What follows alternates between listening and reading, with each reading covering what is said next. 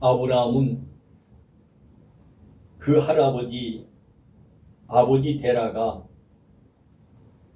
앞서서 말했듯이 우상을 만들어서 장사하며 상업을 하며 살아온 가정에서 살아온 아들입니다. 이것을 어떻게 알 수 있느냐 하면 여호수아 24장 14절 15절에 이렇게 기록하고 있습니다. 이제는 여호와를 경외하며 성실과 진정으로 그를 섬길 것이라. 너희의 열조가 강 저편과 애굽에서 섬기던 신들을 제하여 버리고 여호와만 섬기라. 만일 여호와를 섬기는 것이 너희에게 좋지 않게 보이거든 너희 열조가 강 저편에서 섬기던 신이든지 혹 너희의 거하는 땅 아모리 족속의 신이든지 너희 섬길 자를 오늘날 택하라. 누가 말해? 여호수아가 이스라엘 백성을 다 모아놓고 이렇게 강력하게 선포합니다. 너희가 섬기던 그 신을 섬기든지 아모리 족속이 섬기던 그 신이든지 너희가 섬길 자를 오늘 택하라. 오직 나의 집 나와 내 집은 여호와만을 섬기겠노라. 여호수아가 강력하게 선포할 때 백성들이 아멘 하고 여호와 하나님만을 섬기겠다고 다짐하는 그 여호수아의 인도하고 말씀하는 말씀임을 잊지 맙시다. 말씀을 언제든지 듣고 순종하고 행하는 여러분과 내가 되기를 원합니다. 그러면 그 창조주 하나님께서 여러분의 생과 사를 주관하시는 그 하나님이 모든 것을 형통하게 인도해 주실 줄로 믿습니다. 하나님께서는 이 사건을 차별 없는 하나님의 사랑을 만민에게 보여주시기 위하여 아브라함을 불러서 세워서 믿음의 조상 열국의 아비를 삼는 그러한 놀라운 축복을 주셨는데 어디까지 축복을 주셨느냐? 너를 창대케 하리라 한 그 복이 신약 성경이 어떻게 일러지느냐 하면 아브라함과 다윗의 자손 예수 그리스도의 세계라로 신약 성경이 27권이 활짝 열려진다면서. 여러분이 그렇게 쓰임받는 여러분이 되시기를 원합니다. 하나님 앞에 다짐만 하고 결심만 하면 하나님은 그렇게 여러분을 열국의 아비로 신약 성경이 열려지는 그 놀라운 은혜의 자리로 바울이 회심하여 하나님 앞에 바로 섰을 때 신약 성경을 13권을 쓰는 놀라운 역사를 이루었듯이 여러분들이 마음에 다짐만 하면 결정만 하면 여호와 하나님만을 섬기며 예배하겠다고 다짐만 하면 하나님은 그 모든 하늘의 것을 여러분에게 주실 줄로 믿습니다. 여호와 하나님의 말씀을 듣고 즉시 순종하고 행하면 다음과 같은 복을 주십니다. 내가 너로 큰 민족을 이루고 내게 복을 주어 내 이름을 창대케 하는 그 복을 여러분에게 주실 줄로 믿습니다. 너는 복의 근원이 되게 하시는 복을 받습니다. 여러분의 가정과 자손들이 이 복을 받기를 위하여 여러분들이 다짐하는 귀한 시간이 되기를 원합니다. 너를 축복하는 자에게는 내가 복을 내리고 내가 너를 저주하는 자에게는 하나님이 저주하겠다고 하셨습니다. 이것은 언약의 말씀입니다. 1.1획도 변함이 없는 하나님의 생명의 말씀임을 잊지 마시고 이 말씀에 순종하고 행하는 여러분과 내가 됩시다. 땅의 모든 족속이 너를 인하여 복을 얻을 것이라 하신 이 언약의 말씀을 아브라함에게서 다 이루셨다. 그 복을 다 주셨다. 이 말. 창세기 22장 18절에 이렇게 하나님이 언약하고 약속합니다.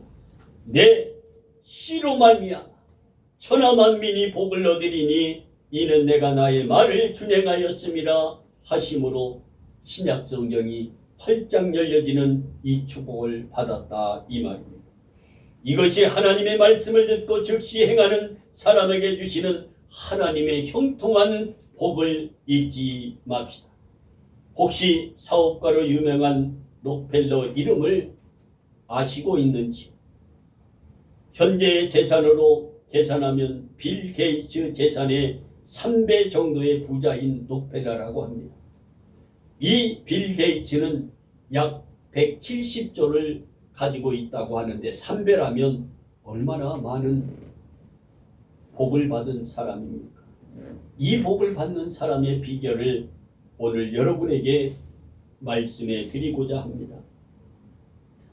현재 재산에 계산하면 빌 게이츠의 재산의 3배라는데 우리는 셀 수도 없는 그러한 놀라운 돈의 액수입니다.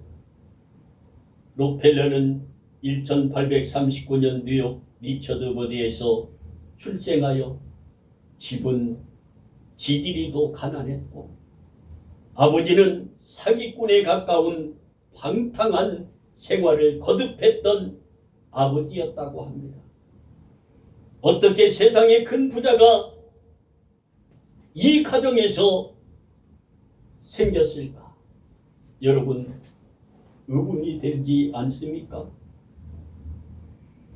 록펠러의 어머니는 진실한 기독교인이었으며 록펠러를 위하여 기도해 주시며 하나님의 존재를 신의 존재를 각인시키며 삶의 현실에서 교육했던 록펠러의 어머니, 그가 록펠러의 멘토였고 그의 생활에 신의 역사하심을 가르쳤던 어머니였습니다. 첫째, 가르친 것이 무엇이냐? 하나님을 내 친아버지라고 생각하고 신앙생활을 해라. 두 번째, 담임 목자를 하나님 다음으로 잘 섬기는 사람이 되어라. 세 번째, 오른쪽 주머니에는 11조를 항상 준비하여 다녀드리라. 네 번째, 예배를 드릴 때는 항상 앞자리에 앉아서 예배를 드리라. 이 말을 이렇게 네 번째 들으면서 우리 진우가 교회에 오면 맨 앞에 와서 기도를 하고 예배가 끝나면 맨 앞에 와서 기도를 하고 집으로 돌아가더라. 이것을 보면서 진우의 마음이 새로워졌구나. 하나님께서 그 마음을 감동시키고 있구나 하는 것을 제가 보면서 느꼈습니다. 다섯 번째, 아침에는 항상 그날의 목표를 세우고 기도하는 사람이 되어라. 저는 아침, 저녁 경건의 예배를 1시간 반씩 드립니다. 그럴 때마다 하나님의 영감을 많이 받고 있지요. 여섯 번째, 잠들기 전에 항상 하루를 반성하고 기도하는 삶을 살아라. 일곱 번째, 아침에는 먼저 새벽 예배를 드리고 하나님의 말씀을 읽는 습관을 하여라. 여덟 번째, 주일 예배는 꼭 본교회에 가서 드려라. 그래서 록펠러는 800km, 1200km가 되는 그 거리라도 비행기를 타고 가서 본교회에 가서 예배를 드렸다고 합니다. 아홉 번째, 누구도 원수를 만들지 말라. 열 번째, 남을 도울 수 있는 만큼 힘껏 도우며 살아라. 저는 이 세면 작은 교회 이곳에 개척을 하고 지금 2년 7개월이 됐지요. 10월 16일이면 만 3년이 됩니다. 그러면서 이웃과 함께 더불어 많은 것을 나누며 저 춘천에 사는 모르는 그 사람을 만나게 해서 운동도 하고 하다가 도움을 요청을 하기에 작지만 도움을 주면서 있어요. 그러면서 그분이 목사님 아무 말 묻지 않고 나에게 도움을 주는 목사님이 존경스럽습니다. 내가 이 은혜 잊지 않고 가서 교회 섬기며 물질로 봉사하겠습니다. 그러한 감동을 주는 말을 들을 때 난 그것을 바라고 한 것이 아니라 영혼 구원을 위해서 한 일인데 하나님은 그렇게 역사하고 있더라. 성공의 비결은 누군가 한 사람이 자기를 믿어주고 같이 기도하는 사람이 있으면 성공할 수 있습니다.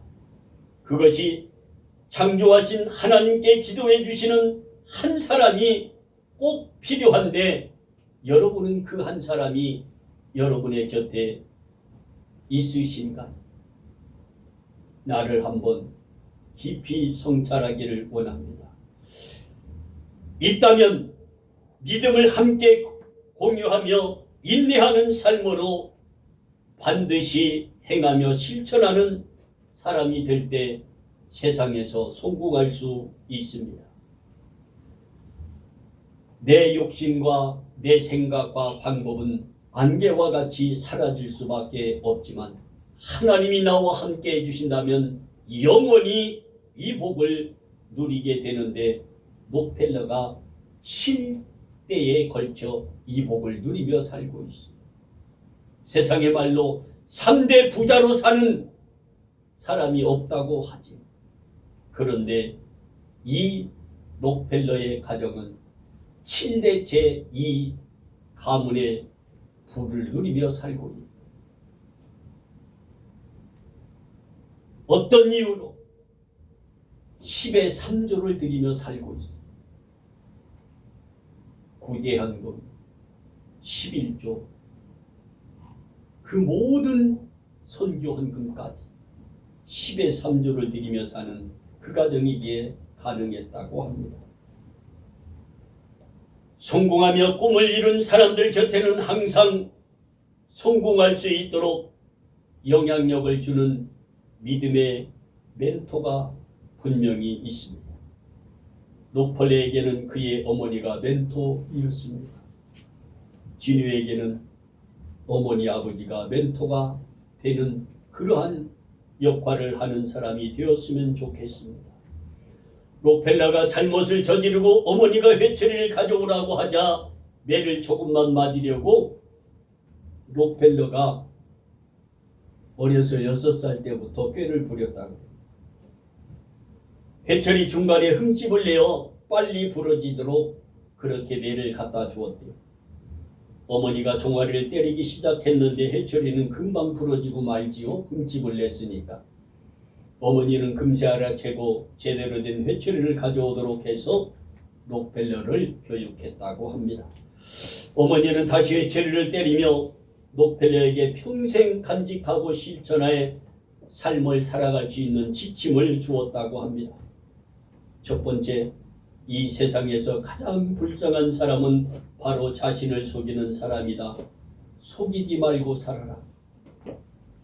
하나님을 속인 아담과 하와는 원죄를 짓는 그 놀라운 사건을 가져왔고요. 죽음이라는 사건을 가져왔어요. 신약의 아나니아와 삽비라는 하나님을 속이고 하나님의 종을 속이다가 그 두 부부가 그 앞에서 죽고 말았지. 너는 반드시 다른 사람을 돕는 사람이 되어야 한다. 그러나 다른 사람이 모르게 그 일을 행하라. 내 양심을 속이지 않는 선한 사람이 되어 살아라. 록펠러가 혼자 교회를 나갈 수 있는 나이 6살 때부터 교회에 갈 때면 어머니는 이 교육을 했고 용돈을 쥐어주며 그 중에 10%는 하나님의 것이니 하나님께 바치도록 교육을 철저하게 하였다고 합니다. 록펠러는 이후로 양심을 속이는 일을 절대로 하지 않고 10의 1조의 삶을 철저하게 살며 본 교회가 예배를 드리며 맨 앞자리에서 예배하며 목사님의 말씀에 아멘, 아멘으로 하답하며 그 은혜를 받은 그 사람이 세계의 제일 부자가 되는 그 빌 게이츠의 3배의 축복을 받은 록펠러가 된 그것은 어머니의 그 교훈을 그대로 따랐다는 사실입니다. 록펠러는 기부를 많이 하면 할수록 자신에게 더욱 많은 돈이 들어온다는 사실을 깨닫게 됩니다. 쉽게 말하면 1억을 내가 기부하려면 1억이 필요한 게 아니다는 사실을 알게 됩니다. 1억을 기부하기 위해서는 먼저 내가 10억을 수익을 남겨야 1억을 기부할 수 있다는 것을 알게 되지. 1억의 기부 약속을 지키기 위해서 10억이라는 돈을 벌기 위해서 믿음으로 최선을 다했다는 록펠러입니다. 사랑하는 생연 작은 교회 성도 여러분, 목회자 여러분, 여호와께서 아브라함에게 이르시되 너는 너의 본토 친척 아비집을 떠나 내가 내게 지시할 땅으로 가라. 이렇게 말했을 때 아브라함은 갈 바를 모르고 75세에 고향을 떠나 하나님께서 지시한 땅으로 떠나 우상을 떠나 하나님의 그 축복의 땅으로 갔습니다. 아브라함 말씀대로 순종했고 빌 게이츠는 어머니의 신앙의 교육을 철저하게 듣고 그 말씀을 즉시 행함으로 믿음의 조상이란 아브라함은 축복을 받았고 빌 게이츠의 3배가 되는 축복을 받은 록펠러가 되었습니다. 여러분, 여러분의 가정에, 사업에, 하는 모든 일의 계획에 이 아브라함의 복, 록펠러의 축복이 여러분의 가정과 자녀의 축복이 되기를 주님의 이름으로 축복합니다. 기도합니다. 하나님,